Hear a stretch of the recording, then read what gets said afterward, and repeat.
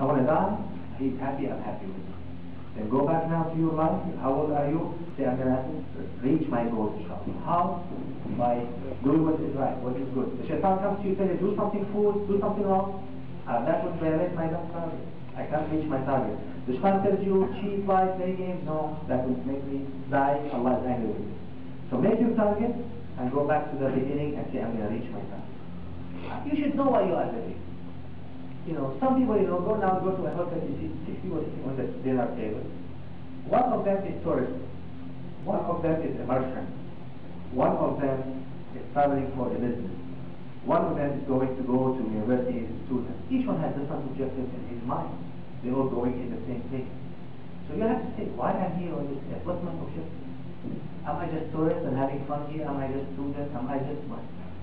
Our objective in life is to worship Allah and to reach the end that when we die, He is happy with us and we will go to paradise and be saved from the hellfire. So be smart, have this vision for yourself. Now, make detailed steps.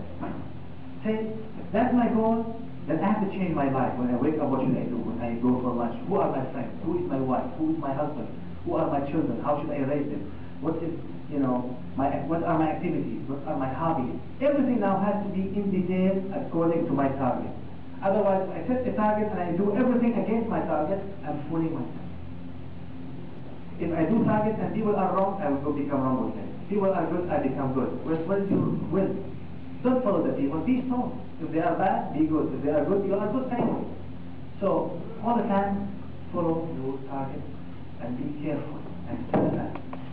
Allah wants to change for the best. That's why I think one of the points of this lecture was Allah has given us hardship and difficulties and diseases and tragedies to make us change towards the right target.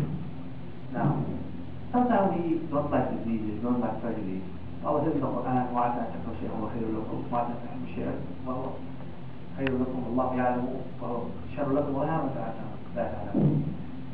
You might hate something, it's good for you. You might like something, but it's bad for you. And Allah knows that it's not for you.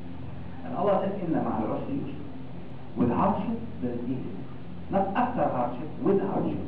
So remember, with hardship, sometimes an easiness will come.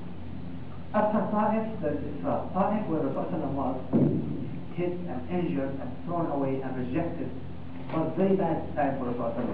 But after Ta'if, Israf, Allah took him up to trip to Aqsa and then up to heaven. Honor, reward, ease. So after hardship, there is easiness. After Ta'if, there is Israf. If you are in Ta'if, remember that Israf is coming. Don't say, I will live in Ta'if forever. Remember, Ta'if is coming. And now, why does Ta'if then? Why does Ta'if? Right? We have to talk about that quickly. Now, Allah has given us hardship and difficulties to push us back to Him, to force a change in our life. Because many people don't make a change on their own, unfortunately. So sometimes they have to have hardship, tragedy, difficulties, stress, whatever it is, to force the change into them, to make them. Allah wants them to make peace with them. So you see, some people are so far away from Allah, they got hit with the tragedy, sometimes they go back quickly to Allah, now they have peace with Allah. Now they are in good terms with Allah, subhanAllah. They repent to Allah. So Allah made them go back to Him, repent to Him. So, you might not sometimes feel it, but guess what? Hardship and tragedy are main factor of change in life. Main factor of change in life.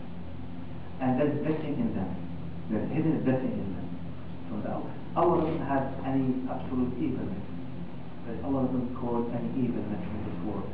Allah wants goodness, happiness for everyone. But sometimes, you know, treatment is important and it's needed. So one main reason for hardship and difficulties, let's try to number one, maybe. Allah will purify us from our sins. Cleaning, like someone is dirty, you clean him. So our sins, we accumulate sins in our life. Allah gives us hardship and difficulties. We are washed away, tahara, cleaning. Allah is cleaning us from all our sins. We go to Him, we have no sins on us. There is no need to be punished in the hereafter. We are purified in this life by the hardship and the difficulty. Purification of our sins. That hardship and difficulty will be very important. Another reason Allah has through hardship, He pushed us towards Him. He pushed us towards Him. That's it. Allah pushed us towards Him and will make repentance. You see a person not praying, not fasting, suddenly Allah hits him with a disease or hardship, and suddenly he goes back to Allah, he's crying, he's begging, Ya Allah forgive me, Ya Allah I need you, my health, my son, my child, subhanAllah. Suddenly Allah may push towards, that's how he's pushing towards Allah. He's running towards Allah, he's moving fast towards Allah. Maybe he was walking, now he's running. Maybe he was riding 10 miles per hour, now he's riding 50 miles per hour. Right? Suddenly the person is pushing himself towards Allah, crying, pushing towards Allah. In hardship and difficulty, there is honor for us. Because Allah will give you so much reward, you cannot ever achieve it by work.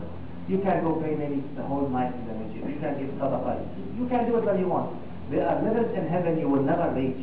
But after you get some hardship, and you are patient, and you are sabr, guess what? Allah will tell you, I'm going to reward you, I'll raise you, I'll give you the highest reward because you were strong in your faith. So Allah will make honor. Rafa means to raise us. He gives you hardship, you carry it, Alhamdulillah Rabbil Alameen, and patience, Ya Allah. Guess what? Allah said, I'm going to raise you. More reward. So by hardship, Allah gives you reward you will never achieve by regular work.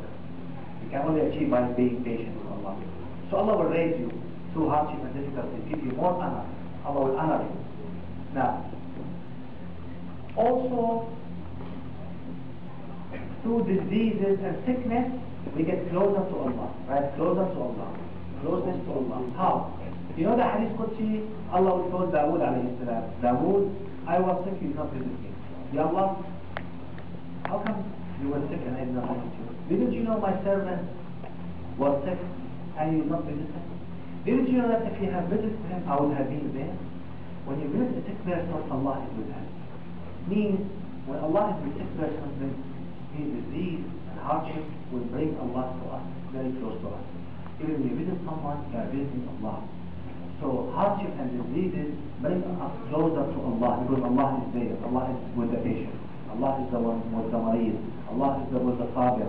So when I visit someone who is patient, who is mareed, I am with him. Allah with him. Right? So bring us closer to Allah. Now, Hadith Qudsi, Allah said, أَنَا عِنْدَ الْمُكَفَّةِ قُلُوبُهُمْ. I am with those who have broken hearts. When you go to Allah in the night crying, begging, your heart is broken, Allah will be with you immediately. Guaranteed. Allah will listen to those who are broken hearts. They go to Him with broken hearts and humility. So, some people have hearts like stone. They never feel humility towards Allah. Then when Allah hits them with a tragedy and a disease, suddenly you see the patient, the weak, he is weak. The one who is sick, brother, visit any sick person. He is weak. His heart is broken already. So Allah will break his heart through hardship and disease. Now we see him sick, Ya Allah. Ya Allah, look me, I can't even move, I can't even breathe, I can't even digest, I can't even see, I can't even hear. He has broken heart. So Allah will make people have a broken heart and go to Him with humility, and He will accept them and forgive them and love them. So all the time, try to have broken heart before disease. Because if someone can't have broken heart and humility without diseases, Allah might choose to give him some hardship to make him feel humility and go to Allah with respect. Very important point, remember. So diseases when people have broken hearts and come closer to Allah, right?